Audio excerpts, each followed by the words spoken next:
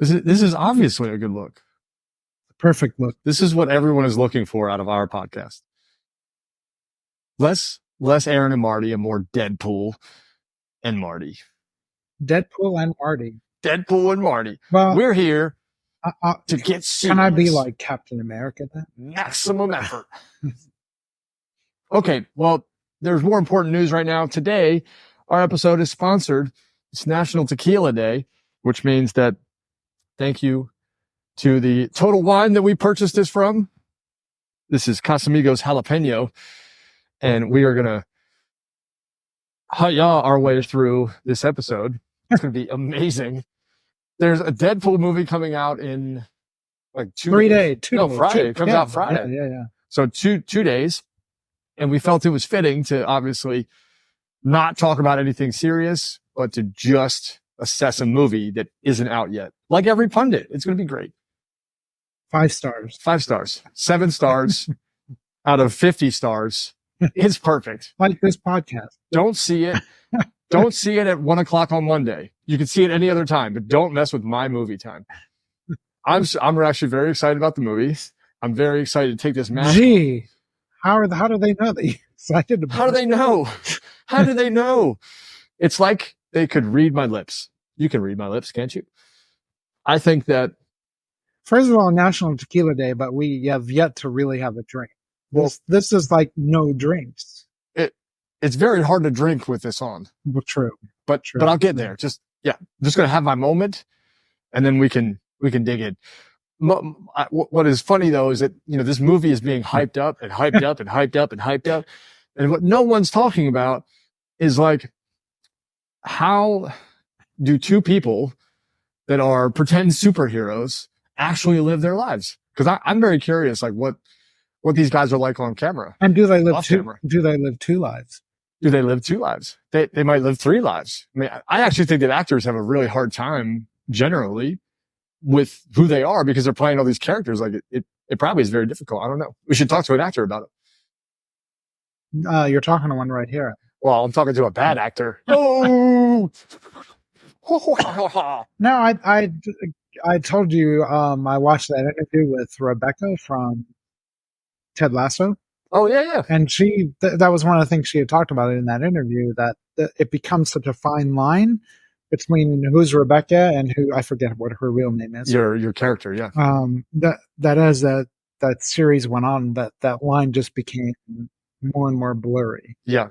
Well, if you're a good actor, you kind of morph to that for the period of time that you're acting, right? It could be months, it could be weeks, whatever it is. But I think even as we think actors are very different from us, the same way in business, right? We like morph to what we need to be to get the business off the ground, to like get sales, to make things happen. And then all of a sudden, this happens in relationships too, right? We morph to get what we want. And then all of a sudden we're like, wait a minute, this isn't who I want to be anymore.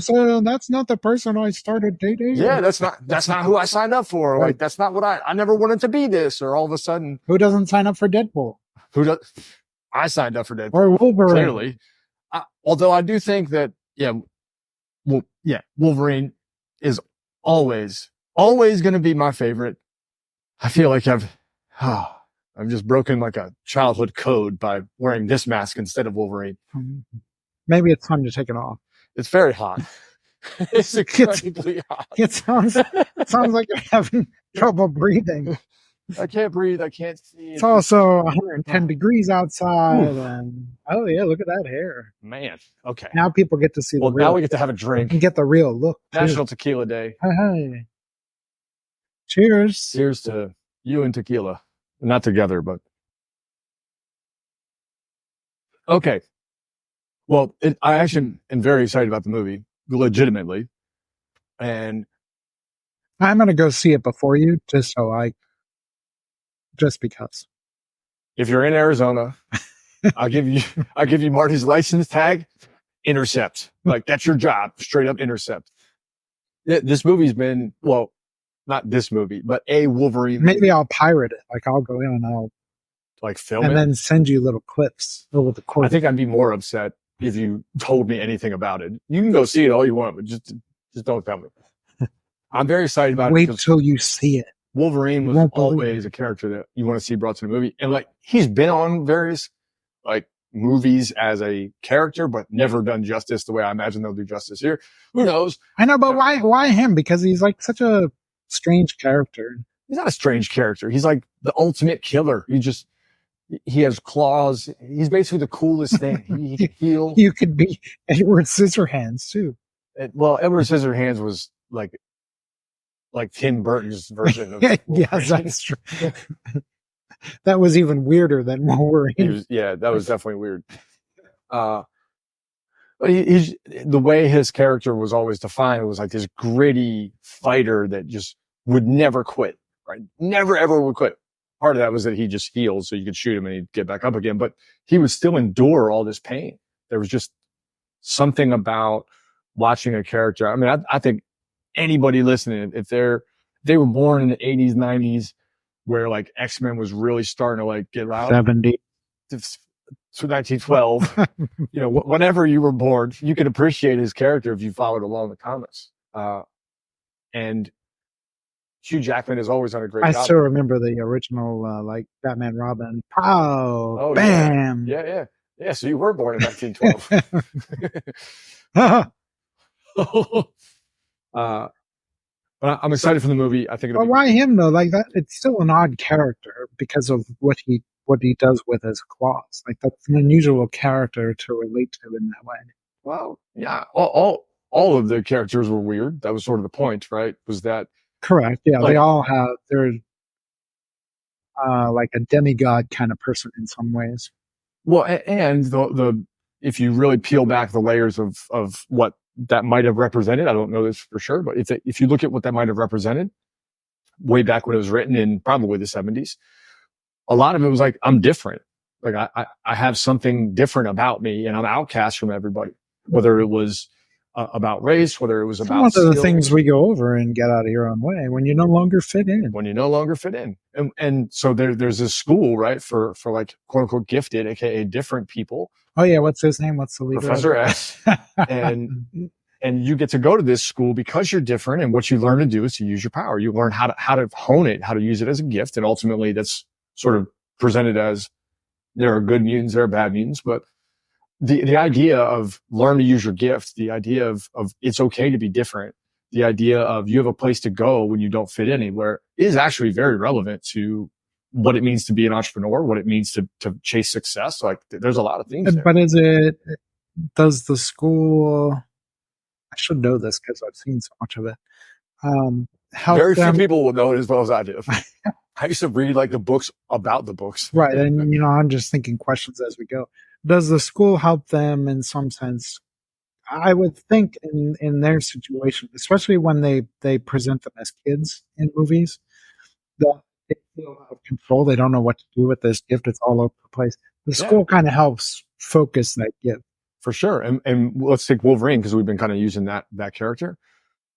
His whole thing is like, he's lived for a long time because he can just heal. He just regenerates and has been lost, totally lost. Like, doesn't know how to take his anger and rage and put it to something constructive and meaningful and purposeful. Is it always connected with anger? It seems like so often it's connected with anger. Well, the idea of maybe being outcast is thematic, or maybe it's the men characters. It could be, but there's other characters that, are like like Cyclops, the leader, was just blasting stuff with his eyes and he had to learn how to control it and kind of hone it. And I think there are a lot of themes that are very connected to the idea of being different, the idea of being either having to hold back or causing pain or causing chaos because you don't know how to use your gift, which is real. Yeah, in that regard, then you take on yourself. When you don't want to admit that you're different, or I'd rather keep the pain than have to deal with the pain of someone else kind of thrusting it upon me. Well, what I know is because I'm likening it to like high school when we're more worried about fitting in and stuff fitting like in. that. Sure.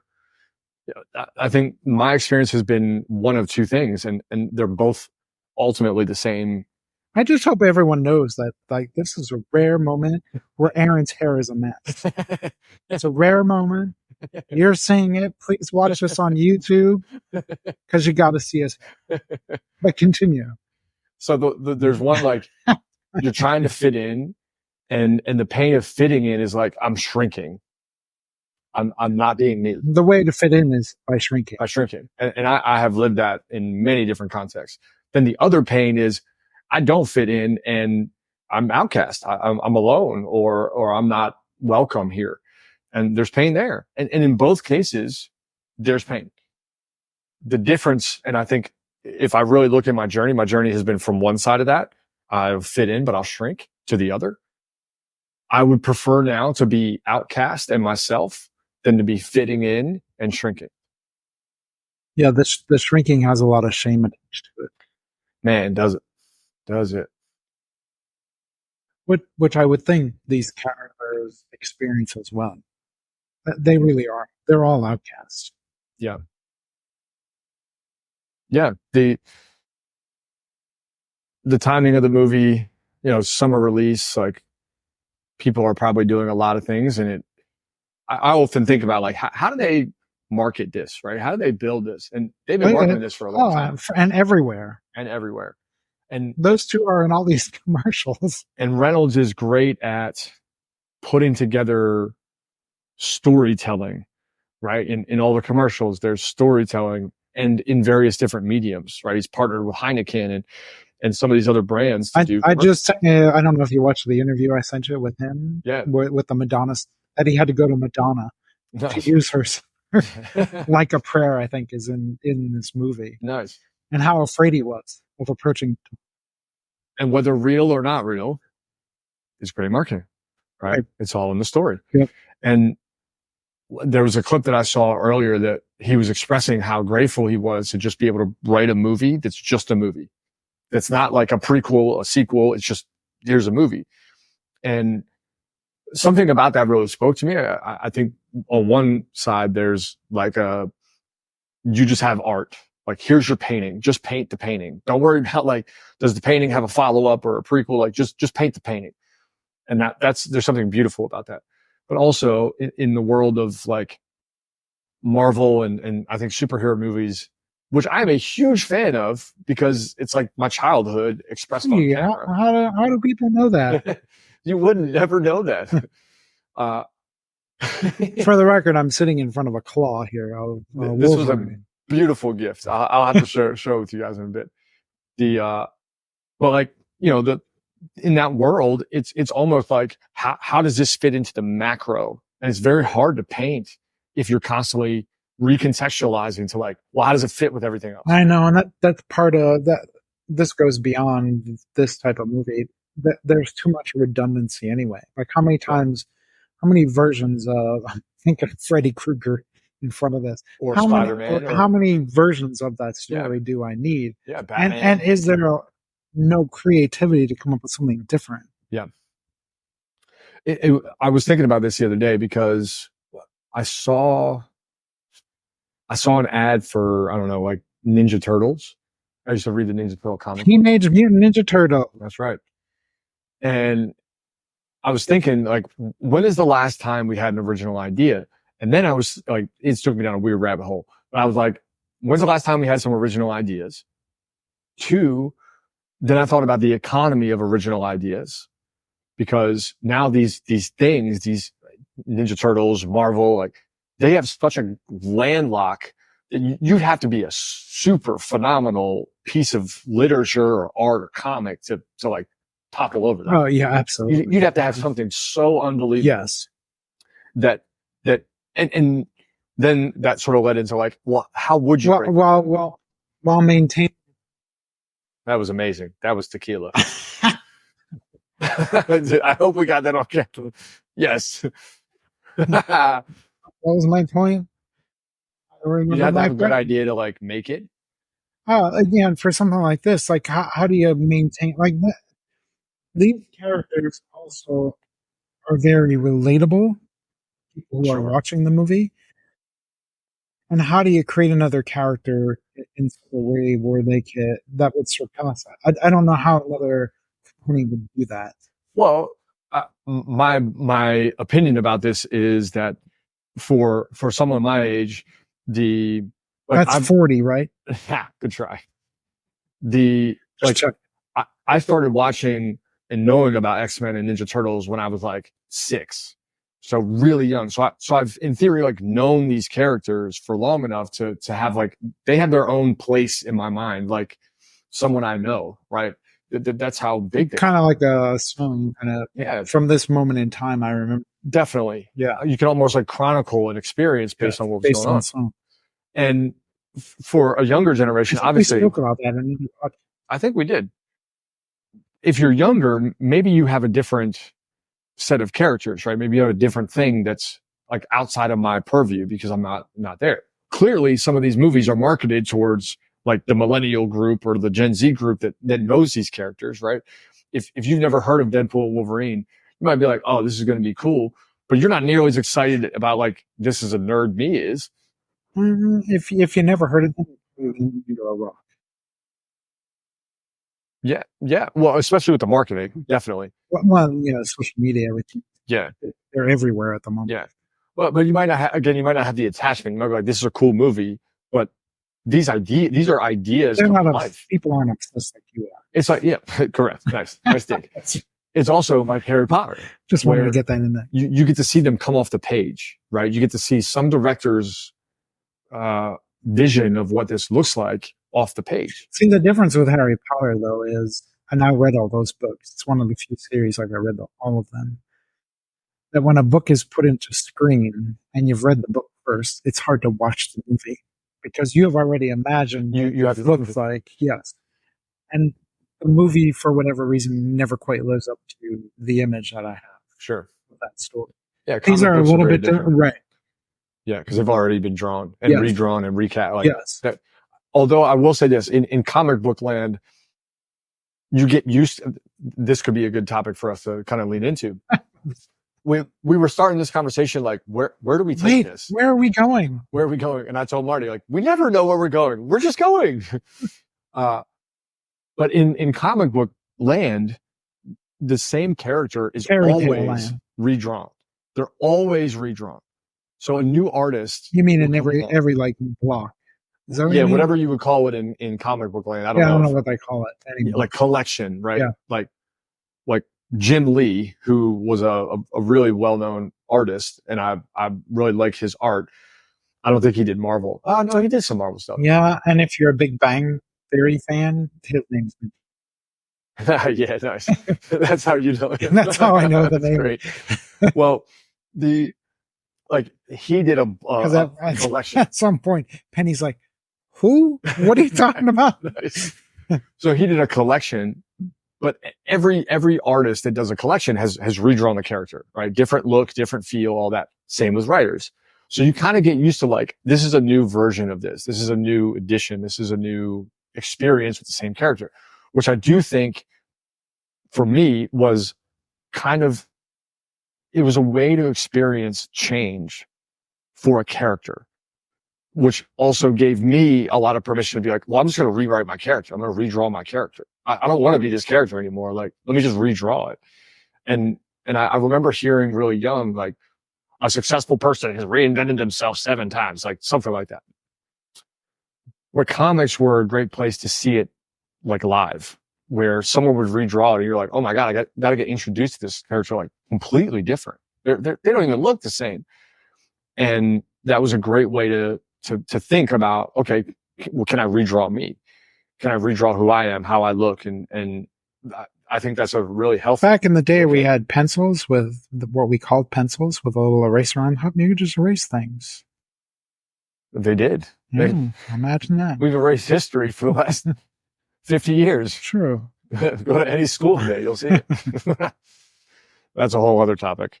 So anyway, this idea of like a comic book could reinvent a character is not only like economically what's happening, right? We're just like reinvent Batman, reinvent Spider-Man, reinvent. I do think it has a lot to do with personal development, though I don't think personal development discusses reinvention the way that you and I do. Which character has been reinvented the best over time? I don't know. that is a rabbit hole. Fucking hell. That's a very big question. I mean, the one that comes to mind is someone like Batman has been redone many times, and that character, the most recent movies in 21st century are very different from the original Batman. Definitely. It's very like dark and gothic and all that. Yeah. Superman has changed a lot. Yeah, that's a tough one. I don't know. I would say that Marvel, the whole Marvel world is uniquely different from the DC world. Marvel built characters. And bear in mind, I have no idea which characters in which family. I don't know. That makes it even better. But Marvel, I know that DC and Marvel exist, but who's in each family? Who? It's like I have to feel I'm a once I say this, it'll ring, right? Marvel built characters, flawed, imperfect. That's Avengers, all those kind of yes, things. Iron Man, all these people, right? And like this is what has made the movies really relatable is that they're characters. DC built gods. Superman, Batman, Wonder Woman, Flash, like they'll never die, they'll never lose. They'll like they have recently added like Wolverine doesn't lose. Or doesn't die. Wolverine. No, he does. He does in the last Wolverine movie. Oh, and somehow he's back for this movie. Well, it's complicated. Imagine that. We won't get into it's complicated. It's a complicated relationship. Well, it's sort of like a timeline question, but yeah, whatever. But DC that was in the last actual Wolverine movie. Yes. But this is interesting too, because now what we can say is like, yeah, Superman was like reinvented a couple times, but the degrees of separation were very minimal because Superman, like he's still like the virtuous, right? All these things. Correct. Yeah. There was a series that he's still Clark Kent, still wears the glasses. Exactly. Oh, yeah. You're not going to completely rewrite him. No. But he wasn't flawed enough. So they started writing in some later, stories that kind of challenge that. Yeah, and you think about over time, your life becomes more complicated and involved as well. You're much more complex. Yeah. So you kind of have to look at it from the developmental perspective that this original character should be very different now from where he was 50 years ago. And in a way, superheroes have kind of always been representative of what's happening in the time. So where it might have been very simple before, now there's actually a lot of complexity to be like, well, we need to address that. Like, if Superman is this, we need to change it. Yeah. Or, if Superman, one of the big moments in like Superman history was when Zack Snyder directed Man of Steel and Superman killed the bad guy, basically. And dude, the comic book world just went bananas because they were like, he never does this. Because the good guy killed the bad guy. The bad guy. Superman never killed in the See, comic book. That's always the most striking thing for me in these stories is they never cross the line of taking someone else's life. Like and you could tell the angst that they experience in those moments because everyone wants them to just take that person out, but it's not. There's something in them that resists that dark side. Yeah. Maybe I'm bringing too many different Star Wars and everything else into it. Well, that's a whole different beast. But they all have that same underlying theme to them. Yeah, well, these are all fantasy characters that we've kind of put human qualities into, and then Correct. Usually we no different than what we do with quote unquote God. We do the same thing there. Yeah, and when we then stretch out the wings, right? If we say like this person's all evil or this person's all good, then it gets weird, right? Because then it's not human, and that's what has happened is we've had to make comic book characters more human. But we've done that in the real world though as well. Like this particular person is all evil. No, they're not. This is politics. This is social media. This like we just vilify everything and say because I've seen a sliver of somebody, I know all of them. And as a complex person, I think you're a complex person. I'm a complex person. As a complex person, and by the way, we get complex the more work we do. Correct. Right? Correct. Like I think we start simple, and the more work you do, the more you build yourself, the more complex you get. Yeah. As a complex person. I think I told you this experience when my dad died 5 years ago, and I'm in the funeral home, and these people are walking through telling stories. I'm like, wow, like even him, I only knew a sliver of the story. Yep. Like there's so much more to the person than what we ever really see, including someone that he was my father. Yeah. Well, there's a lot of distance between what we think a person is and what they are. Yeah. And there's a lot of assumptiveness. Thank God we don't know any delusional people. Well, that's a good thing. Thankfully. But when we make a lot of assumptions about like what's going on based on stories. Yeah. Social media is a great place where like the story, the narrative of the story takes over the reality. And you can. Yeah, I know this kind of one fill it in thing, and place. I'm going to build the whole story around that. Yeah. I also would say that the idea of entertainment is the same. Like I can constantly be entertained. Anytime I want to be entertained, I can get it. I can turn on the TV. I can turn on my phone. I can turn on the laptop. I can do whatever I want to be entertained, which means I don't have to deal with what I really want to deal with. And if entertainment is in front of me at all times, why would I enter into the abyss of like, well, what's really going on in my life? That's where I think the idea of like rewriting a character is really important. Like we help men and women rewrite their entire script, not only now, but retroactively too. Yeah. Change. Right? Like, let's look at the context. Let's look at the history and change the story. So someone might say, well, I was bullied all the time. This is my story. I was bullied all the time. People always hated me. I never got picked. I didn't get picked. I got picked on. And you could correct me if I'm wrong, but I think what we tend to do is not people hated me. We start to say everyone hated me. Well, like that creates the context. Yeah. And like those are facts, right? I was picked on, not picked, like those things. But the story that I tell myself is not, I was picked on. Correct. The story I tell myself is like, I wasn't cool. I wasn't valuable. Like I make them statements. Well, about you're not me. cool. Like that. That's still true. We're like in the middle of, I started with a Deadpool mask on. Like, clearly, things have changed. That makes you cool. Things have changed for me, Marty. Okay, so you're still a nerd. Okay, perfect, nailed it. So we make these statements about us, not about the experience. And if we go back and rewrite them, we over-identify with the experience, right? So if I say something like I was picked on a lot in school, or I was bullied, or I wasn't really respected then, and I just left it there, it'd be fine. The challenge is that in that comic book collection, the way I thought about myself was, I'm never going to be loved. No one's ever going to like me. I'm never going to have friends. I'm ugly. I'm unattractive. I'm never going to be welcome. I'm never going to find a place that I'm safe. So that story wasn't about what was happening, the facts. It was about this like emotion that I was experiencing. Yeah. And if we go back and say, well, let's actually look at the fact and then rewrite it. Well, we can have a whole new collection because doing that work, I spent a lot of time on that. Now I can say, well, maybe that was true then, but what's true now?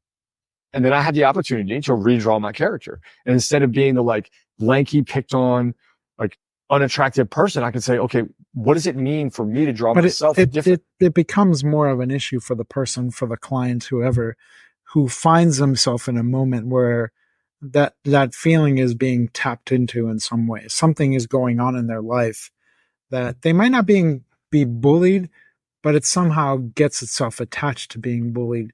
And so the story kind of comes back up at that time. I'm bullied by the economy. Yeah. I'm bullied by my employees. Yeah. I'm bullied by our clients. I'm bullied. Yeah. Yep. Well, in the rewrite of the collection, you can be a totally different character. And that to me is where movies have always felt like a safe space for me. I love watching the movie. I get very frustrated when either people in my circle or just sort of like the global internet marketing of movies is like, this movie sucks. And like people badger movies so hard. Yeah. That's never stopped me from. It hasn't stopped me either. And I'm really glad for that because this is art for some way. Like to just escape into someone else's mind is beautiful to me. Whether I love the movie or don't love the movie, it's still a moment to see someone else's vision. And I think there's something beautiful about a movie because it's one of the few ways, not the only, but one of the few ways you can actually tangibly experience someone's vision. The movies are a good escape, which is why many people decide to go. but I have found a good movie helps to reveal something in myself that I might not be aware of or I've been struggling with. It helps to put words and an image to something I'm experiencing. Like for me, that's a good movie. When I have been moved in some ways in that movie, I know that it's a good. Yeah, it's good writing, good direction, and all. Yeah, yeah, because it's tapping into my own humanity.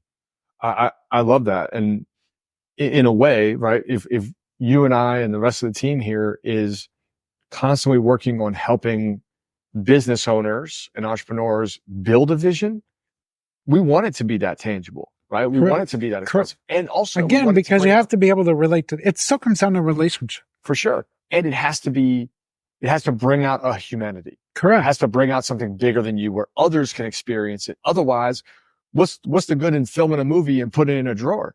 The goal is to put a movie out into the world and let people find it and let people experience it, taste it, and share what they got out of it. And it opens you up to being criticized and put down and everything else that comes with that experience. Yeah.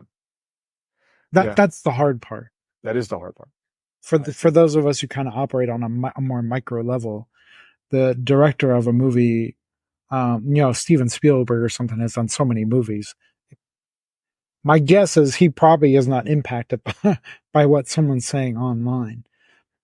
For us, it just feels more real, probably. Yeah. But lots of them will tell you they don't look at social media for that reason. It'd be super important, right? Defend your territory, defend your castle. Yeah. What I have always appreciated about this idea of rewriting your character too, and in the lens of movies and everything that we've sort of randomly brought up today, is that unless you choose it, nothing is permanent. Nothing's random. And nothing's permanent, which is great, because then that gives me the chance to be like, you know what? I don't want to be this anymore. It might be really uncomfortable for me to change, but I don't want to be it anymore. And glad I've never been there before. It's unfortunate for you. I would say that most of what our clients experience is a pain that they have not yielded to, a pain that they've not acknowledged, or they're like, it's not that bad. That goes beyond our clients. That's just people in general. True. Well, so here's why I say this about our clients, right? Because there's that. And at some point there's like a line where it's like, okay, no more. I'm done. I'm done. I'm done playing this character. I don't want to play this character anymore. Jim Carrey there's an interview, but search this online. There's plenty of reels that have been clipped from this. He said, depression is when your body tells you that it's done playing the character that you've been playing. Yeah, I've heard that clip. I love it. I probably butchered it, but that's sort of a parable of it.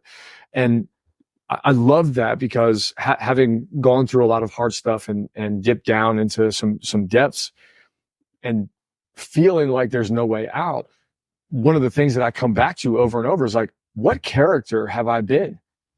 Yeah, but I think the challenge, and I think I've seen this even with clients, if I take away the character, it feels like there's nothing, like I am nothing at that point, which is a crisis in and of itself. Like, oh yeah, oh hell yeah, and it's too easy to say, well, just go reinvent yourself. Well, all right, what does that even mean when I've been this character for the past 20 years? No one is ever taught how to reinvent themselves. Right.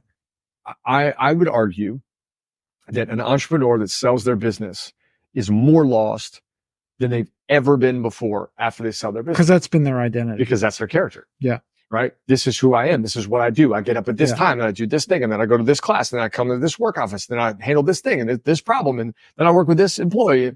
Like, it's all the character. And the scariest part about a collection is the end. That's the scariest part.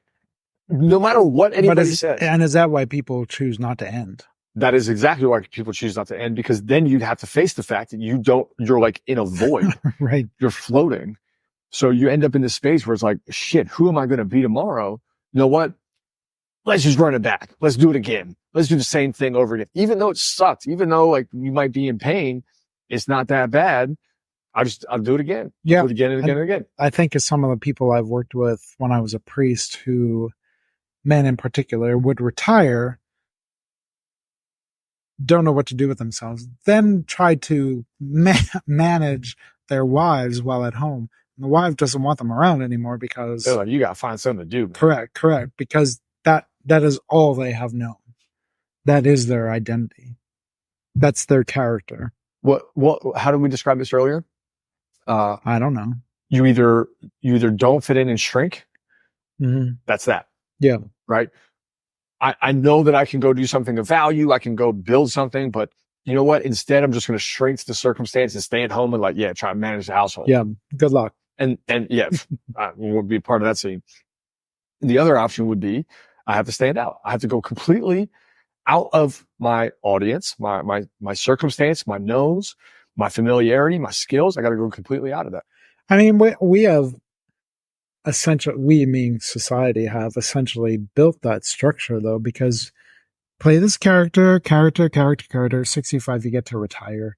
Now there's no character. So for the past 45 years, I've lived a character, and then, well, who am I without the character? So in many ways, we've capitulated the problem by doing that. Well, then this idea of having a comic book collection rewritten, I think is a great metaphor. In a way, what I appreciate about this theme. Without the person saying, well, that's just a comic book. They could do that in a comic book. No, you could actually do it yourself as well. I've done it multiple times. Right. And here's the one that I remember most distinctly. When I got to college, I had been injured, so I couldn't play soccer for a long time. And did the internet exist at that time? At that time, internet did, but Facebook didn't. Yeah. And I was trying out for the program at soccer. So this was a Division I program. UMBC. And I wouldn't say I had an illustrious career by any means, but this moment I'm proud of. I had never grown up with coaches. I had never had people around me to help me play at a high level. I was just pure work. And I remember going to, I'd gone to the coach. I'd done all this work to get just a chance. I had emailed him before I went to school. He's like, do we do walk-ons? Never, bro. But we'll give you a chance in the spring. And before that happened, in the winter time, I got connected somehow to somebody, and the group of varsity players was playing in our quad. Not a big area, also terrible field, but they set up cones and we're just playing pickup, but only the varsity team. And at that time, the varsity team, they were my Superman and Batman. Did you know it was them? That it was the varsity team? Oh, it was come be a part of this. Gotcha. But I remember walking down walking up the hill to the quad and being terrified. I was terrified. I hadn't come from any big background. These are Division I athletes. And I'm like, what? These are my Superman and Batman. They're gods. Now you look back, and the kid getting out of high school and even the sophomore in college look like two totally different worlds. It's pretty amazing as you get older. Big time. Continue. So I walk into this pickup game. We pick teams of maybe it was 4-on-4 or 5-on-5 or whatever. And we start playing, and I'm so in my head about this experience that it's very hard to be there. But leaving that and just looking around the room, I think one of the most fascinating parts about college athletics, when you actually get into it, is they do not have the kind of physique that you think they do. And that's any sport. You're just what? You're a Division I athlete? Because there's a lot of different ways to make it all work. But I just remember leaving and being oh man, they have the cool gear. They got all this swag. The gear. They got the right boots on. Man, at that point in my soccer career, my parents didn't have enough money to buy me the $250 pair of shoes. So I was just mesmerized. But I remember that day being I'm going to find a way to fit in. I'm going to stretch to fit in, because that was beyond me. And at the time, because I was like doing this, I started to stretch away from the people that I was a part of, because it was already a half a semester into college. So I kept telling a whole half a semester. But like, I didn't know anybody in college. So I was like building relationships. And then I was telling people like, I'm going there. Like, I'm going to do it. And they were just like, no way. I was playing club soccer, the engineering school I was a part of. Like, I just kept saying like, I'm going there. And I can remember this vividly. The more I've spent time with them, and the more I was like, this is where I'm going, the more I was rewriting this character while I was unwriting the other character. And I was kind of sketching in a way, this is the version of me that I'm going to be. This is like who I've got to become. I'm not going to drink. I'm going to work out. I'm not going to hang out. I'm going to run. And it was such a vivid experience to look back and be like, if I want that, here's who I have to be. I didn't know that language. I never would have said that. Right. But basically, and this is the thesis of a lot of our work, tell us what you want, and then let's map out who you have to be. And then we work on the change. But that's like a collection has to end, and you've got to start drawing. You've got to start sketching out the new person. Yeah, and a lot of that is difficult for people. I think I will challenge that by saying, I don't care if you challenge it or not. Well, you're right. And I don't think it's difficult to sketch. I think it's actually a lot of fun to sketch. It's just difficult in the moment of choice to be like, I got to do something different. Yes. Because change, like here, I was thinking about this morning. Well, because it also feels drastic. Totally. It feels like night and day. Yes. I was sitting in front of the infrared this morning, and like, it's just on my face pretty much. Did you get a message? Yes. And basically what I was trying to work my way back from was like, we can sit and do all this future work. We do a lot of work around like future self, but there's no future. It's invented. Correct. Yeah. It's all imagined. Just like there's no past. So the only thing there's only now. The only thing that we can do to build any kind of future, the only reason we build a vision, only reason we spend so much time on clarity is so that today, right now, when you're like, what do I do? Do I turn on Netflix or do I go for a run? That you make a different uncomfortable choice. That's the only reason. And people are putting all this shit online about like, you need clarity for motivation. No, fuck that. None of that's real. What you really need. I don't think Wolverine would say that, but Wolverine would definitely say that. Wolverine would definitely say that. What you really need is a reason. Both as character and in real person. Hugh Jackman seems like a straight shooter. What you really need is to like slice up a new choice. And that's it. It's going to be uncomfortable. It's going to make you feel weird. It's going to feel like imposter syndrome. But if you don't make a new choice, I can tell you that whatever track you're on, you stay on that track because your collection doesn't change. And that to me is the sort of irony. The sketching is really fun. I've had lots of calls with clients who were like, man, I'm so excited about my future. I'm like, great. What does that mean to you today? Right. Like, that's exciting. I get it. What choice are you going to make today? You can see the vision. Cool. Like, I'm glad we've worked really hard to make it clear. But if you're not doing the things that create that, it doesn't matter. And there's like which will only lead to regret at that point if you don't. Here's how I experience regret mentally. Regret is the choice you didn't make. I'm glad I could just keep giving you topics. Now you expand. But regret is a choice you didn't make what will be based now? on your vision. So if you had this vision of you like being in shape, and every day you make a choice where you're like, I'm not working out, and it's comfortable, right? It's plush. Okay, well, regret is the choice you didn't make. If you don't know you didn't make it, like it's never going to be. I'd like to say something, please. Testing. Is this thing working? I mean, I've told this story many times. I just told it to someone last week that it was eventually regret that got to me in ministry. That I got up there one Sunday to do my thing, to put on my show, and I just remember all these regrets flooding into me at that future moment. regret. and things that I wish I had done prior. But this always got in the way of that. Mm. And that was like a real turning point. I mean, I almost broke down doing my thing that Sunday because of that moment. When you say, you mean you're like on stage, basically? Correct. Yeah. Yeah. Not everyone knows what that means, right? Like doing your thing. I know. I'm trying to use language that people would understand. Yeah. So you're like on stage, you're like performing. Yeah. Right. You're giving a there begins to have a break in the character. Nice. Yeah, that's a way to bring that full circle. I like that. Yeah, that's why I'm here, really. I like it. The experiences that I've had similar. It's like, oh no, the character's not real. Yeah, yeah. Well, and I think we postpone the feelings of those regrets. We're like, man, I missed it. And we're like, it's fine. And then they just get to be so big where, in my opinion, what kind of happens is the regrets from the past start to get louder. And then we're like, if I stay here, now I've got regret from like two sides.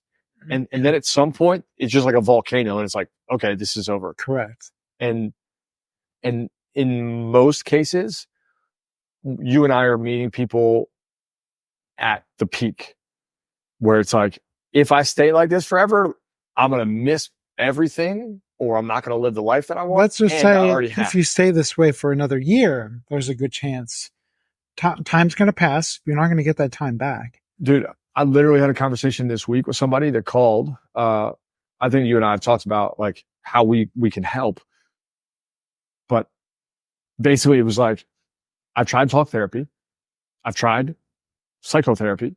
I've tried all the different like medicines that people brag about. I've tried accountability coaching. I've tried business coaching. Like, what the hell is left? And I think that that's actually like a common thing where it's like, I've tried all these things. There's nothing for me. It's me. Well, most of those avenues are about coping more than anything. They are. And in many ways they are reflective. Correct. Not projective. Correct. Yeah. But if you've gone through all that, it's easy, kind of like bullying, to be like, you know what? It's me. It must be me. I'm just not going to change. This is how I am. Yeah. I'm stuck in this collection for as long as possible. This is who I am, and this is the way it is, and nothing can ever change. The saddest part about that is that when you get there, it becomes even harder to talk about it because you've explored enough options to almost give up on exploring options. You quit, right? You give up on you, on future you. You give up on all of what's you're capable of. And I think this is something I'm very proud of, have been kind of the lifeline for people to say, you know what? Okay, talk therapy hasn't worked. Business coaching hasn't done shit for me. Like, the business has grown, but I'm still miserable. I'm not happy with these solutions. I've gone and explored, and every time I come back, I'm not changing. Like, I'm not changing. The circumstances might change, but I think I'm not changing. Again, I'm basing this on my own experience. What I felt I needed to change, which I think is the issue. We think that the character is real, that the character is real. The character is not real. Like our character? Whatever character you're being. When in reality, so I'm going to try to change this about myself. Maybe you need to change the character. Maybe you need to change the plot of the story. Like, for me, I had it backwards. And I would bet there's probably more people out there that there are things about myself that I can't change necessarily. The problem is I begin to think that everything is that way. But what's character, what's not? Yeah. Yeah, I like more often than not, it's the character that needs to change. Definitely. Yeah, I think that's really important. That's a reboot, right? Right. That's like, we talk about this in movie land. Right, like, but if you can't see that those things are separate in some sense, it's very hard to understand that that's what needs to change. There's to me there's freedom in a reboot, right? So they bring in a new director, they're like, okay, we're doing Spider-Man over again. Yeah. Like, the core of the character is the same. But the core is there. Correct. Like, Correct. if you're a dick, you're probably going to be a dick again. Like, Correct. we ain't going to work with you, but like, go live your life, bro. Correct. But Wolverine's still going to slash him and all yeah, that. he's still going to like destroy stuff. But you can reboot the character, keep the core, and change the context of everything. Correct. Right? So if you're a good person and you care about people, but you're a total people pleaser, don't change the caring about people. Change the people pleaser. Right, correct. I can raise my hand for that one like 9 times. Which is part of the character. It's part of the character. Because people pleasing is not a depiction of I care about people. That's not what it is. Correct. It's I don't care about me. Correct. People matter more than me. Correct. And we can change the core of like, well, let's just not say yes without thinking. Let's assess whether or not your behaviors self-violate or create conflict. We can do that. You don't have to change that you care. In fact, I would say that when you work on the people-pleasing tendencies, it's actually, it magnifies your care, because then you can kind of steer it before it just gets spread out whenever somebody asks you a question. So to me, the core doesn't change. In fact, I wouldn't say you don't want to, but maybe the intention is to keep the truth and the core at the center and allow that to still live. Because that's not the character. That's not the character, right? But you could create a new character around that. Right. Well, it's similar to what we talk about, like, what are your values? And let's create that nice. that life around that. Yeah. Yeah. That's a great example, right? If you know your values. Again, that's why I'm here. If you know your values, then thank you very much. You can find me at Marty Nocchi. Why isn't your business built around your values? Right? It's a great way to say it. Like, why is your character built around your values? Today I was doing a session on focus for a group, and we were talking about stuff, and I think it's easy to have a value like health. That's not really a value. Like, that's like a theme. You know, it's so big and so vague. Correct. Yeah. That you got to get to a place where you're like, well, what I actually value is being able to go to the gym 3 times a week. Okay. Well, if that's your value, if you really care about that, then why did you build your business where you can't do that? That's not to say that you can do that at the beginning, right? If you're at the beginning, you're in a phase. Right? Again, because there is no separation between that core and the character. Right. We typically, I'd say we have some offerings for people that are just starting a business, but we're typically working with people that are like, they're there, right? Business is making 7 figures. You're doing pretty well. Your family's established, and you're still stuck, right? You're still not going to the gym 3 times a week when you have the resources to make it happen. So that means that the core of like, I care about going to the gym a lot is there, but around it, you haven't structured everything to match. So your character is broken. Your character is splintered, where you say, I want to go to the gym 3 times a week, but you're not doing the things that make that happen. Not that it's not going to be uncomfortable, but you still have to make a choice to go to the gym. You still have to change up what's going on with work. You still have to hire potentially. You still have to build culture around like, hey, we're actually going to care about health and fitness today instead of you working 19 hours. I mean, there are a lot of characters at the gym too. Oh, there are characters. Bro, I've seen the videos, man. I'm like, what is happening? They're great videos. They're great. When I was there, this has nothing to do with any of this. When I was there this morning, there was a guy who would tower over you. I'm like looking at him walking out of the gym. Dang. Like, where did this guy come from? He's got to be at least 7 feet. None of that makes any sense. Like on TV, right? Like the NBA, yes. Right? And then you get around somebody that's like 6'8". Oh, I remember the first time I met. Oh, not the first time. The only time I met Joe Flacco at Wegmans. I'm like, it's like a monster. Yeah. There's I don't know if it was real or imagined, but there's a series called Reacher. I've never watched it. What is it called? Reacher. Yeah, Reacher. And the actor is a guy named, I think, Alan Richards. I could be wrong. I think his name is Alan. But there's a picture of him and Henry Cavill together, and Henry Cavill looks tiny. Cavill was Superman. Yeah. And it's just like, I think there was a rumor mill of him being cast as Batman or, who knows. Internet's full of shit, but it did let us know that it was National Tequila Day, though. That's a good thing about the internet.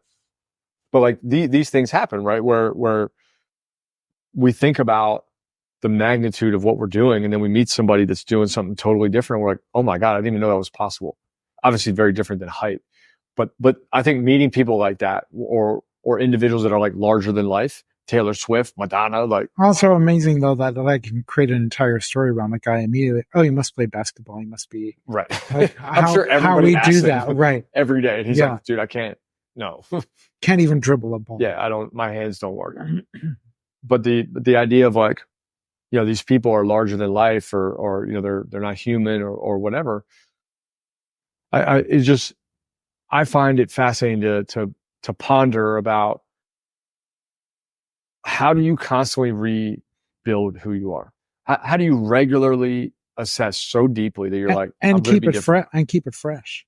Yeah. Like how do these movies keep it fresh? Yeah. Well, look, even in business, right? It does me no justice for you to be the same next year as you are today. If you're the same next year as you are today, I'm going to be upset. And you should be upset if I'm the same this year, next year.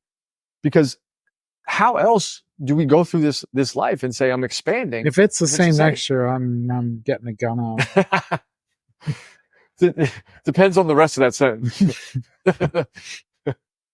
To be determined. Yeah. I don't. Have you ever even held a gun? A BB gun. A BB gun. Okay. We had this story before. We had this conversation. The answer is before. no, Marty. The answer is no. That's the answer. A BB gun. Doesn't even saying I held a super soaker. Like doesn't even break skin. Yeah. No. Okay. If I shot that gun, I'd probably go flying back. Probably. Yeah. Well. However, it won't stop me. Well. Okay. Well. Sure. Sure. Okay. Yeah. I'm not saying anything, just to be clear. New chapter. Well, look, I think in a lot of ways, like, this idea of like, can you be a new chapter? Can you start a new collection? Can you build a new character? Can you write a new movie? It's been very thematic. Like I've had to rewrite a lot of different chapters in my life. And I think that this has a direct tie into like what I do as a profession. I work with a lot of people that are older than me. And sometimes lately I've been asking the question of like, okay, what is it that I can? Are there really people older than you? I can't believe that. There are people really older than me. I think you have multiples of me. But if that's true, right? What can I thought 40 was it. You never age. I'm 29 like everyone else. 29. I'm 29 again. Yeah. But if that's true, then like, what is it that I've done that maybe someone older than me hasn't? To be able to offer the kind of value that we offer, to walk somebody through big change. And I think that in many ways, then people could go back and listen to the midlife episode as well. There's a lot of value in that, man. Yeah. I think that is a great podcast conversation that we had. The only difference then, reflecting on how and what, is why. And the why really is like, how fast can I go through a collection? How fast can I like punctuate a collection and say like, this is the end of that chapter, moving on. I'm going to completely abandon old Aaron and become a different version of him today. And that's it. And that is something I'm incredibly proud of, to be able to do that faster than most people. Yes. Way faster but you do everything faster than me. So that's. Well, I appreciate that comment, but like there's a reason that I think most people don't. And it takes tremendous upheaval. Like you have to lift every stone up and uncover all this stuff and say like, what's really going on? Why did I do this? Why didn't I do this? And it's radically uncomfortable. And if you've grown and hit some kind of success, again, our clients are already successful. Like they're not like trying to be successful. They are successful. They don't believe that necessarily, but they're already successful. And the reason we work with successful people is that they don't believe they're successful. Like that's part of it, right? Is the equation of like, hey, bro, you're doing great. Let's reframe your collection. But that process for me has come with a lot of pain. And moving through those faster has given me a lot of context. Which is essentially Wolverine, right? heal fast, right? You chop off my arm, but like I heal fast. Chop off my arm, heal fast. That's a really good way to say that. Again, that's why I'm here. What that character represents to me is that, like, you can slice me up, you can slice me open, but I will heal and I'll heal faster. And I think my affinity to that character has always been like, I can take it. I can take it. Like, tell me the truth. I can take it. If you don't tell me the truth, we're only on borrowed time. But if you tell me the truth, I can take it. So we hire coaches, hired health nutritionists, done tests, done labs. Like, I'd say that the last year or so has not quite been as detailed as I would like to be in the dig, but I'm navigating a lot of other things. Still, I want the information. Like, don't hide the truth from me. If I have, like, I don't know, a health problem, like, I want to know. I want to know it now so that I can make the changes now. My uncle passed away of lymphoma. It was nuts. I don't even know that I can even like recall the situation because the family was kind of like abstract about everything. I remember hearing like he wasn't doing chemo. I remember hearing he was going to try and do like some changes in diet to try to like help it. Like, I didn't know anything at the time. I was pretty young. I think I was out of college. I'm not sure. I have to go look. But Uncle Alan was a black belt in martial arts. Like, he was really disciplined, very focused. We weren't close, but I knew that about him. And then it was like, boom, gone. And I don't think I ever processed or knew what the fuck to do. Like, it happened so fast. That's context that matters to me because it was like 9 months. He's gone. Interesting. 9 months gone, 9 months it takes for a baby. What comes to mind though is, I've had this conversation many times that there has to be a confrontation with your own mortality at some point. Definitely. Which is, I think these characters in the movies are the Marvel and DC comics are all about that as well. They eventually have to face that reality about themselves. That's what Marvel has done better than DC. Mm. Gods. Of course they are. Gods. Well, Superman doesn't die. Right. Iron Man died. Logan died. Like, Wolverine died. Yeah. Like, they died. You have to die. But that's still the reality that you have to face. And the sooner you could face that about yourself, I won't say it's all like you're different. You are like one of them in that way. And I mean that in a positive way. For a lot of us though, the death of the character is a painful process. Yeah. But that, like, if you can learn to allow that character to die, the dying doesn't seem as harsh.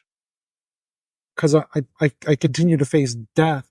You continue to face death in many ways of the characters of your own life over and over again. They're all like little deaths that are preparing you for the big death. Yeah, I've never thought of it that way. I have often said to you and to others that it's ironic I moved to Phoenix because there was a death and a rise. Right. The death of a character, right? Like, Correct. Probably multiples through the course of moving here. And just in the time here. Yeah. Yeah. I mean, yeah, even moving places and multiples. And I do think that it has a direct conversation, direct link and conversion to the conversation about, are you prepared to die? Like, do you get it? Do you understand that you're going to die? The last Avengers movie. I mean, if you haven't seen it at this point, you've been living under a rock. But that, like, it comes square in that movie. Yeah. Mortality. Yeah. Yeah. See it. Nice. Brought in the Avengers, man. You're doing good. The Avenger movies are some of my favorites. Yeah, they're great. But that last one in particular. Yeah. Yeah, there's a whole lot of people that watch the Avengers movie on New Year's, and Iron Man does his, like, I am Iron Man, like, win at midnight. Like, it's so cool. I can't say I hang out with those people. I'm not a nerd, but I think I'm a nerd. I can't wait for New Year's Eve because of this. Bro, first of all, nerds became cool in, like, I don't know, 2019. Whenever you came along, probably. Definitely not. I've been nerding since I was 11. Well, I mentioned Big Bang earlier. Like that's nerd comedy. Totally. Yeah. That made nerds cool, right? Yeah. Yep. Made nerds attractive. Made nerds like, yeah, definitely. Like culture twisted. Yeah. Yeah. You know, the idea of death in this conversation is significant to me. I think I've shared in this medium and maybe others that like I lost most of, not most, I lost 4 critical people in my life before I was 25, like friends, like my age or maybe a little bit older. And that painted like a really interesting thing, just because contextually you kind of don't think you will, because you're like Wolverine, right? You get hurt at 15. You're just like, poof, I'm back. Right. It's the protective mechanism in ourselves. Yeah. And what part of what changed, I think, fastest was like, okay, like what happens to a 35-year-old that dies? Like when you're 70, 80, you get a big, like people come hang out. They like come see you. It's also kids are there. It's expected. Yeah. Like, but there's a lot of people to celebrate it. Yeah. If you're 35 and you've had like one job, who the fuck is showing up for you? Immediate family, probably like your 4 best friends and like 2 coworkers. There's 19 people at that party. If it's even a party, right? I don't want that. That's not what I want. I think what I would want is for people to come together, sit down and be like, here's how I'm different now. Not about me, but like, here's how I'm different now because of this conversation or this experience or whatever. But when you start to think about like, well, it's all going to end, then I think it begins, right? There's a famous quote. What I just say, 9 months born, 9 months death. Nice. There we go. Nice. Maybe we should change our program in 9 months. I actually think that might be a really great idea. You have 9 months, we're going to rebirth you. Yeah. This is happening right now live. This is how we build shit. Like this is what hey, podcast manager, do you hear that? Woohoo! Yeah, so that's kind of a cool idea. Like call the program rebirth. Like you got 9 months, everything changed. I'm gonna think about that. That's why I'm here. What was I saying before that? I don't know. Death. Oh, the quote is, we live 2 lives. The second one begins when we realize the first one ends. Yeah. Like everything changes when you start to realize like, bro, you are on borrowed time, man. Nobody knows. I got in a car accident one time. I was driving down Wolf Street in Baltimore and I'm in the left lane and the lights are out and I get hit by a guy that just like blitzes through an out, like you're supposed to treat it like a stop sign, blitzes through this giant, like, it couldn't have been a Jetta. What's the bigger Volkswagen? Like a Passat? I don't know. I'm asking the wrong person. Clearly. Bro, he's looking at me like I just asked him the square root or something. So I could probably answer the square root quicker than the car question. Anyway, my windows are down and I remember the hair sitting up on the back of my neck as I saw the lights, but I get hit square in the driver door. Thank goodness my window's down. And he hits me so hard. I don't know what he was doing, but like he's moving. Hits me so hard that my car from like straight on swings and is facing the wrong direction after hitting a light post. So he crushed in my driver's side door and my car hit the light post and bent around the light post on the far side. I got pictures of this thing. My car looked like someone took like a toy car and put it in like vice grips and just bent it. Like the whole, like the front of it was just twisted. And I got out of the car. I walked out of the car and I was like, I'm like checking if body parts are still there because I'm confused that I'm getting out of the car. I'll show you pictures, man. Like, well, I've seen pictures of the car. I have seen that. Yeah. You showed me that. It was one of those moments where I was like, I have read stories about people dying from way less than that. This car was crumpled up. And it was a moment where it was like, man, this here is happening now. Like I lived through this, and with just any error, it could have been different. I've had a couple of these things where like I just missed it. Like I literally just missed it. And I think when you have a couple of those, like if you lived your whole life posh, silver spoon style, like, and that's not to vilify, like I'm happy for you. It has not been my experience. But if you've lived like pretty posh and you've had like good experiences, you have like good vacations, you have a good life, grew up like upper middle class or above, like, and never have tasted that kind of moment, it scares the shit out of you. Yeah, when real death comes knocking. Oh yeah. and where you don't have control. Right. Yeah. And you don't have anything, like there's nothing you could do about it. Like there was nothing I could do. Well, and it happens like that you really don't have time to react. I went home that night. Car was towed, police were called, like the whole thing. Thankfully, like the other kid was okay. He was young. It turned out to be somebody that I coached like once for a team that I like had just kind of like guest coached for as a soccer coach. But I went home that night. Next day, fine. And I was like, man, I dodged a bullet. Then like day 2, day 3, day 4, I couldn't walk. And like my whole body was just like, bro, you are way more hurt than you think you are. Yeah, and then your body tells you, slow down. So I had to go to physical therapy, and I would drive to this place. It was down by Mercy Hospital. And I would drive to this place, and I'd park, and I'd like limp my way upstairs. And they would attach all these strobes to me and have me lay down. And it was just physical therapy. But there was a moment, I remember the girl I was dating at the time, her name was Tiffany, and I would call her and be like, I don't know if I'll ever run again, ever. And like, I was a soccer player in college, and I ran every day for like a year. I ran in like 2015, I quit my job in 2015. So probably 2014, I clocked like 600 miles that year. I ran every day, like a mile, couple miles, 10 miles, like whatever, 600, maybe even more. But you don't realize how much running matters to you until you don't have it. Right. And I think we live in this world where it's like, well, whatever, like it'll be there tomorrow. Like it's fine. If I don't fix it today, like it's all good. I'll just fix it tomorrow. And then tomorrow.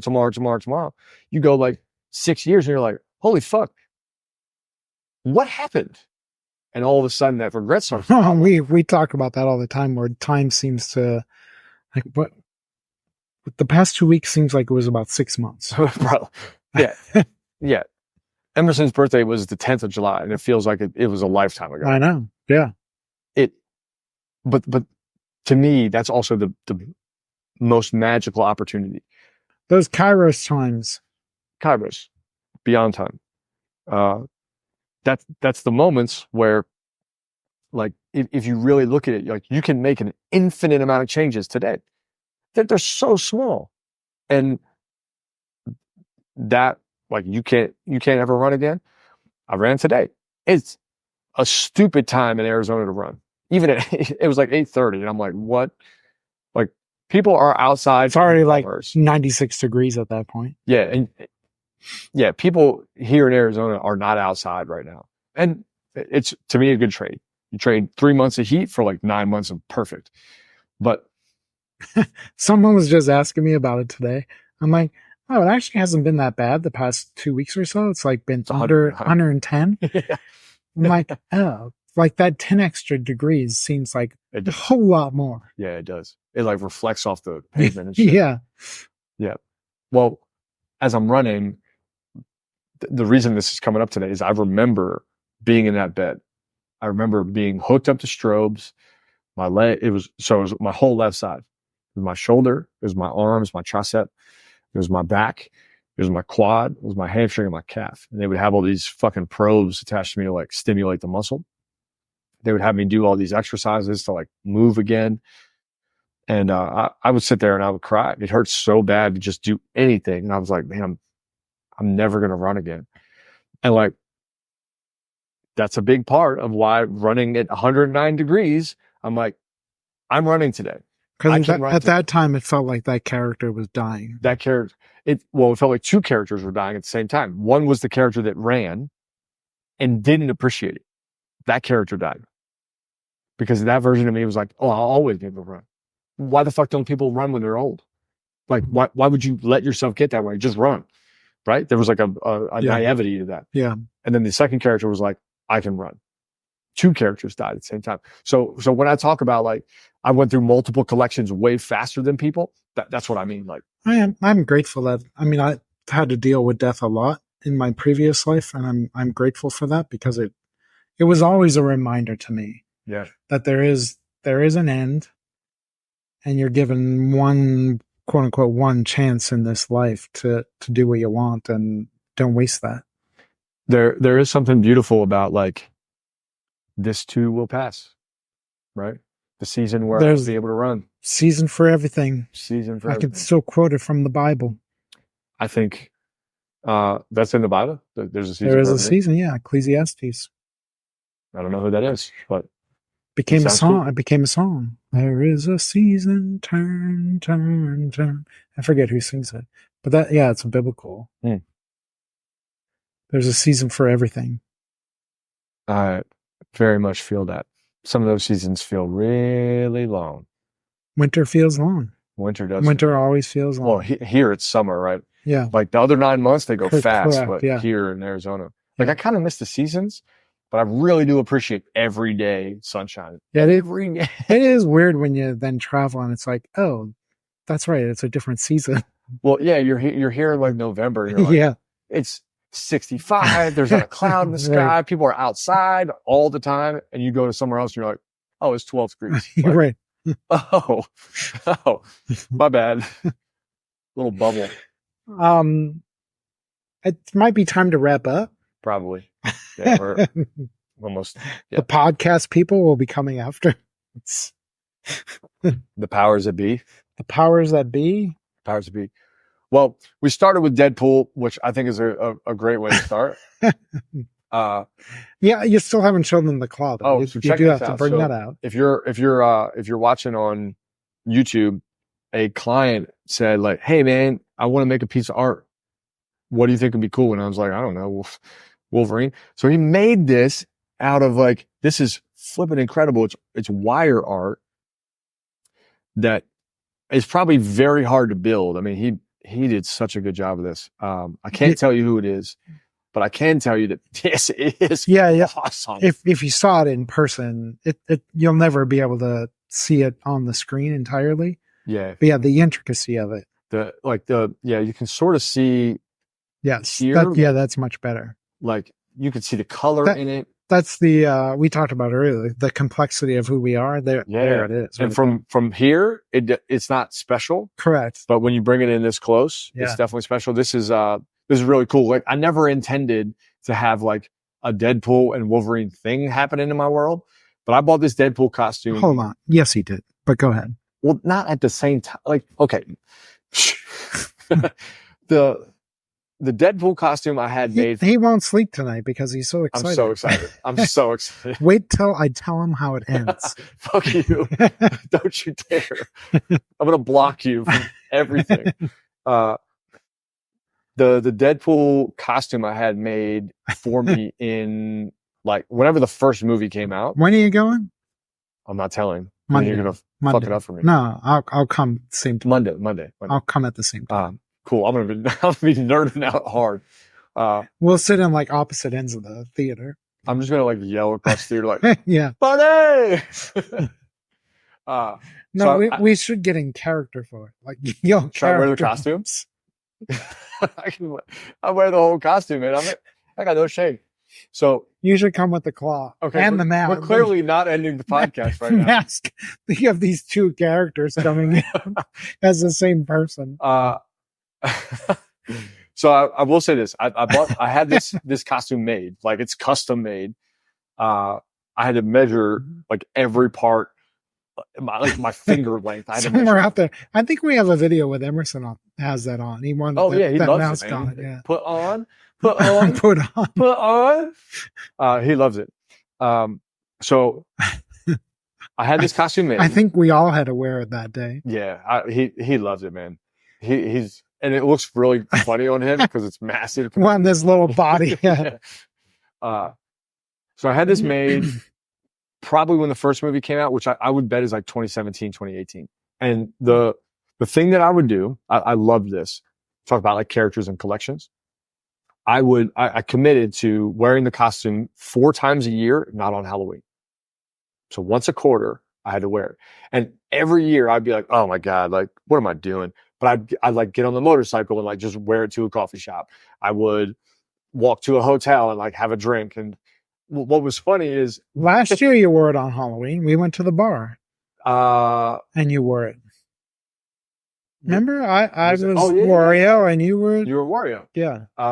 And people were more impressed by my costume, which was like pieced together. Well, and the year before that, I went to a December. The women were more interested in my costume. They were the ones that came up to me. Yeah. Yeah, I'm sure. And the year before that, I went to an AZE event. Oh yeah, Christmas. That's right. So like I enjoyed. That's a great picture of you. And this just happened to be like sort of like connective, but what I have loved about wearing the costume out in public when it's not Halloween is watching how other characters respond. Right? Because they're like, you can't do that. Yeah. I once had a guy come up to me. When deep down they want to do that. 90% of people would come up and be like, I wish I had the stones to do what you're doing. Yeah. Like I literally had a guy come up to me. He was probably like 45, and he was like, where do you get your courage? And I was like, bro, I'm not like naked. What are you talking about, man? I'm just wearing a costume. Like, what do you think is happening right now? And then I've had people come up to me and be like, you could mess with them and say, I don't know what you're talking about. Well, I've tried that too, believe me. I mean, I've done like the Kidney Foundation does rappels, and they did in Baltimore. And I did that in Spider-Man costumes, was on the news a couple times. Like, there's just something about like, dude, what is your excuse not to do this? Mortality is a big sort of context, right? Like, what is your resume going to look like when it's all over? If I get hit by a car tomorrow, I don't want someone to be like, yeah, he showed up for work on time. Like, that AA Ron, he's special. Like, I don't want that. I'd rather someone be like, that guy would wear a Deadpool costume in March and on his motorcycle, like take the motorcycle up to nowhere and volunteer in it, right? Like I'd much rather have that kind of story. Yeah. But it's all about the story, right? It's all about like, what do you want told? Well, and it still comes back to the fitting in piece. Like I'm more concerned about fitting in than being who I am. Yeah. So I shrink. I'm not going to wear that costume. Yeah. This character is normal. This character is not. And I said this before when I saw the 7-foot man in the gym. Like that story happens immediately. Yeah. Yeah. I hope that anyone listening, if there's anything that you take away from this, like, can you piece this all together? I'm going to try to send. I can't wait to see what this is titled. Yeah, we'll see. But I will attempt to synthesize this. If there's anything that you can take away from this, it's that go to the movie and tell Aaron what it is about. If you go to the movie and text me about the movie, I will destroy you. He'll get his claw. You will get this claw wherever you are. No, you will probably get a very lovely glitter envelope, like a glitter bomb. Have you seen this? Glitter bomb? Yeah. So some guy made like. I prefer anthrax. He made like. What? So some guy made like I think $2.5 million. He said like, if you give me $12, I'll stuff an envelope full of glitter and send it to somebody. And he made like $2.5 million, probably more. I don't know. It's insane. People were just like glitter bombing their friends. Anthrax is much more. Please don't do that. Please don't. I wouldn't. I can't even shoot a gun, let alone anthrax. I don't even know that. Probably don't even know how to spell it. Anthrax. That was a Maryland thing. It was a Maryland thing. Yeah, I remember that from Frederick. Yeah. All right, I'm gonna synthesize this. So on one side, I can't wait to hear. Well, you gotta stop talking and proposing new ideas, because then we go down the rabbit hole. On one side, you do. God, okay, hold on. No. I'm trying to synthesize. And you're over there proposing new ideas. We're gonna send envelopes. 1 hour, 24 minutes later. If you are struggling to feel connected to your audience, two options. You're either shrinking to fit in, or you don't deserve to fit in. You're better than fitting in. And I think it'd be really important to think about that and just give yourself some space to say, like, am I shrinking to fit in, or am I afraid of standing out? The second major theme is that, characters can be rewritten, and whatever character you've been playing, whatever job you've written for yourself. And by job, I don't mean your business or your career. What I mean is your job is in like who you think you are can change. And it might be time for you to rewrite your collection and say, you know what? This collection is over. I'm going to punctuate this. I'm going to bookend it, and I'm going to write a totally new one. And somewhere in the middle of that, there's a lot of discomfort, but you'll have to recognize that the old character will have to die and the new collection will start with a birth. And it takes time to do that. It isn't instant. It takes 9 months. 9 months, according to Marty. You should fact check that just in case. That's how long it takes for a baby. 9 months. I'm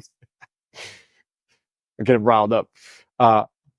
The third thing I think can be pulled from this is that when you are in the process of redefining who you are, you'll have to rewrite your story. You'll have to rewrite the way it was written, and just to look back at events and say, this is not the way I want the story to continue. I'm going to look at the facts and I'm going to look at the evidence. Well, and a good indicator is, where am I saying every and where am I saying never? Because it's probably not true, right? Yeah, always. I always get picked on. Yeah, that's a great addition. Yeah, listen to the story that you tell. One place that you can find that is in the way you describe something difficult. It very rarely shows up in something easy, but go back and look to the moments where you describe things that aren't going well. So if you're a business owner that's already established and things are going very well, you might be like, well, I always miss family dinner, or I always give up the gym for family, right? In those moments, what we end up saying is that I'll never change. And you can find places where you'll never change by looking for language patterns. Those are significant. Like I won't diminish that those three are probably worth taking time to think about. But we love having these conversations because not many people are having these conversations. Well, I appreciate being playful. I appreciate that it's National Tequila Day. We're playfully sponsored by Casamigos Tequila Jalapeño. And it's all right. Oh, I love this, man. Spicy tequila. Yes, please. But we do this because our mission is to help you not deal with the same things that we dealt with, to help you build a better way of living, to get more clear on what your future is, and to have an impact. And in doing that, it fulfills our mission in helping you get to where you want, with not only how you impact yourself and change yourself, but how you impact the lives of others. It helps us live our mission. And ultimately, we're very fulfilled making sure that our community, which includes you, it doesn't mean you have to be a client, is uplifted, to be more artistic, to be more free, to be more experiential, and like see the world, to experience awe and wonder and wander. Those things are really important to us. So if you like this, if you've enjoyed our conversation, I'll just leave it at that. It's always a conversation. I do want to add one point, because you've talked too long now. Okay. I'm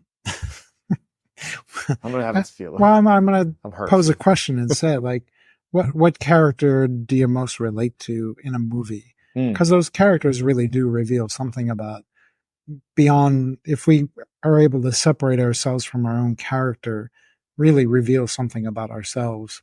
Nice. That's the piece that often gets diminished. Yeah, nice. And so I think we all have a movie that we're like, I'm that guy. That is the value of, that's the value. Please let me finish my sentence. No. And that's the, I'm supposed to cut off, not you. That's the value of movies, of stories, because they help reveal those deeper parts of ourselves. Yeah. So who's your character? Beyond the character. Well, it's interesting because I was but this is going to like continue this Just answer the conversation. I know, but it requires context. Say it without context, and then we'll figure it out. I was just having this conversation today. We were talking about Beauty and the Beast, and over identifying with Beast, and how do you bring these pieces together? Because in this moment, it just has felt that way to me. But it's Beast, it's the Prince, it's Belle. All three of those characters are one. I just happen to be over identifying at one time with a piece of that character. Nice. Nice. All right, everyone. We need to work together really quickly to figure out how to make a costume for that. We're all three really quickly. Really quickly. Well, that's very easy because the Beast does dress up like the Prince. He does. Like he brings the two together in that capacity. I don't know how you bring. He's the bond between Belle and the Beast. Right. I don't know how you bring Belle into that, but we'll figure that out. Okay. New question. And I learned this today, and I'll say it quick. It is one of the few Disney movies where it is the feminine that is, in some ways, saving. Yeah. Hero. Yep. Yeah. I love that. I don't like the word heroine because it's attached to like the drug.